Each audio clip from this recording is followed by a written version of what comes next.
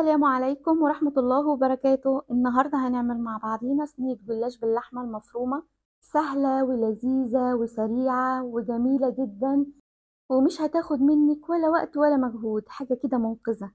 وكمان لو عندك عزومة أو مناسبة ممكن تحطيها صنف جنب الأكل، بتبقى حلوة وجميلة. وهنعملها بطريقة حلوة جدا، طرية من جوه ومقرمشة من بره. ويلا بينا قبل ما نبدأ نسمي الله ونصلي على رسول الله ونبدأ وصفتنا. أول حاجة معانا معلقتين من السمن، نص كيلو لحمة مفرومة، والبهارات اللي معانا فلفل اسود، بابريكا، توم باودر، بصل باودر، وكمان هيكون معانا معلقة من بهارات اللحمة وفلفل الوان وبصلاية مفرومة. اول حاجة معانا بنجيب الطاسة وبنزل فيها معلقتين السمن، وبضيف مع السمن زيت مش كتير لان اللحمة برضو بيكون فيها مادة دهنية. واول ما الطاسة تكون سخنة شوية ببتدي انزل باللحمة المفرومة واقلب اللحمة شوية لحد ما لونها يبتدي يتغير معايا وتتحمر ولونها يبقى حلو. زي ما انتوا شايفين كده انا هفضل اقلب فيها لحد ما تاخد اللون اللي انا عايزاه. بعد كده ببتدي انزل بالبصلة على اللحمة واقلب البصل واللحمة مع بعض كويس جدا لحد ما اشوف ان البصلة ابتدت تدبل او يعني ابتدت انها تستوي شوية.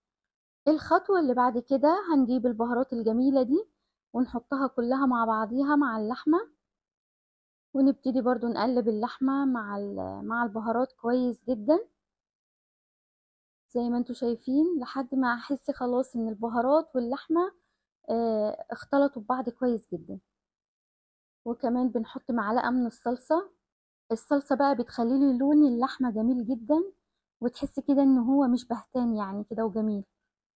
وبقلب كل الحاجات الحلوة دي مع بعضيها، وبكون مجهزة 3 فصوص توم مفرومين، وببتدي احطهم على اللحمة واقلبهم كويس جدا مع اللحمة.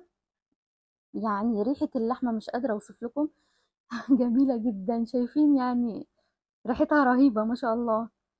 واخر حاجة معايا بنزل طبعا بالفلفل الالوان، ولو حابة تضيفي معاها فلفل حار عشان تكون سبايسي شوية عادي، طبعا ده بيكون على حسب الرغبة. الخطوة اللي بعد كده بنبتدي نجيب الصينية بتاعتنا. طبعا اي صينية عندك مدورة مربعة بندهنها بالسمن، ونبتدي بعد كده نحضر طبقات الجلاش. واول حاجة بنحط اول طبقة، باخد ورقتين من الجلاش وببتدي ان انا اسويها او اخليها بنفس مستوى الصينية او المقاس بتاع الصينية اللي معايا. بعد كده ببتدي ان انا ادهن ورقة الجلاش، كل ورقتين بدهن سمن عليها او زبدة او المادة الدهنية اللي انت هتستخدميها مع الجلاش. وطبعا زي ما انتوا شايفين كده هبتدي كل ورقتين ادهنها بالسمن. بعد كده بحط الورقتين اللي بعديهم. طبعا احنا بنقسم لفة الجلاش لاتنين، نفس عدد الطبقات اللي فوق هما نفس عدد الطبقات اللي تحت. انا بالنسبة للسمن معايا ما بحبش ان انا احط سمنة كتيرة لان ما بحبهاش انها تكون دسمة، بتكون شوية يعني تقيلة شوية في الاكل. فيعني بحاول ان انا اقلل شوية من كمية الدهون اللي انا بحطها في الصينية. وكده وصلت لاخر طبقة اللي انا بحطها قبل الحشوة. خلاص كده انا بظبط مقاس الورقة على الصينية وببتدي ان انا ادهن الورقة بالسمن زي ما انتوا شايفين، وبرده مش مكترة المادة الدهنية. وهننزل بالحشوة بتاعتنا كده في نص الصينية زي ما انتوا شايفين. يبقى انا كده اخدت لفة الجلاش قسمتها على 2، خدت نفس عدد الطبقات اللي تحت، وبعدين حطيت اللحمة، وبعدين هبتدي ان انا اضيف الطبقات اللي فوق بنفس عدد الطبقات اللي انا حطيتها من تحت. وبوزع اللحمة كويس في كل الصينية، ما بخليش اي فراغات فيها. انا هنا ضفت شوية من الجبنة، دي خطوة اختيارية، لو حابة تضيفيها ضيفيها، مش حابة تضيفيها عادي برضو. بس كده وخلاص انا كده حطيت الجبنة، وهبتدي ان انا احط الطبقة التانية من صينية الجلاش. اول حاجة برضو بعملها نفس اللي انا عملته في اول الطبقات. حطيت اول ورقة، طبعا بتكون ورقتين مش ورقة واحدة، وبعدين هبتدي ادهنها برضو بالسمنة زي ما انتوا شايفين. بحاول اوزع السمن كويس جدا على الورقة،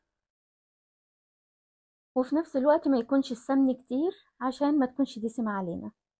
خلاص كده انا بجهز الطبقة اللي بعد كده. ببتدي ان انا احطها في الصينية بنفس الطريقة، وبعد كده بدهنها بالسمنة. وكده خلاص خلصنا، وهنعمل كل الكمية اللي معانا لحد ما نوصل لاخر ورقة بنفس الطريقة.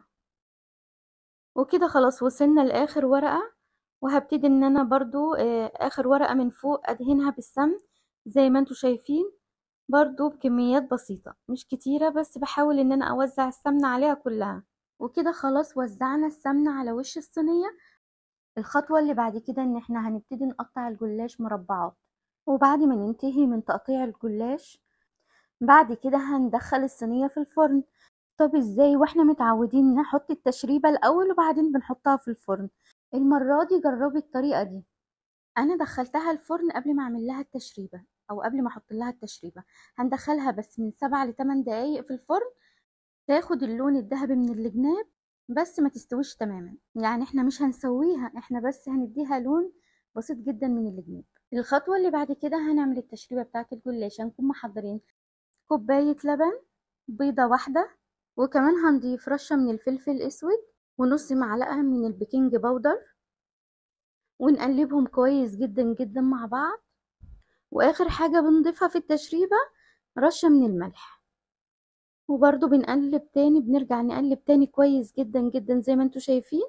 وكده خلاص خلصنا التشريبة، وكمان الصينية كانت طلعت من الفرن. وهنبتدي ان احنا نحط عليها التشريبة الجميلة اللي احنا عملناها، ونسقيها كويس جدا من التشريبة اللي احنا عاملينها. طبعا خطوة مهمة جدا، لازم توزع التشريبة كويس جدا في الصينية. شفتوا لون الصينية قبل ما احط لها التشريبة؟ هو ده المطلوب.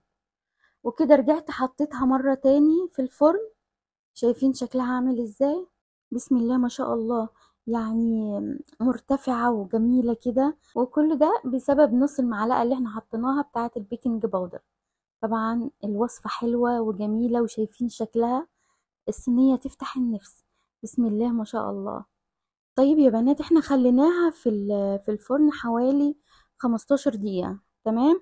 ولو حابة تفتحي عليها الشواية شوية من فوق تاخد لون عادي طبعا، زي ما تحبي، ما فيش اي مشكلة. لو حابة بس تخليها في الفرن برضو اخدت اللون، طبعا خلاص مش لازم انك تفتحها على الشواية، بس 15 دقيقة.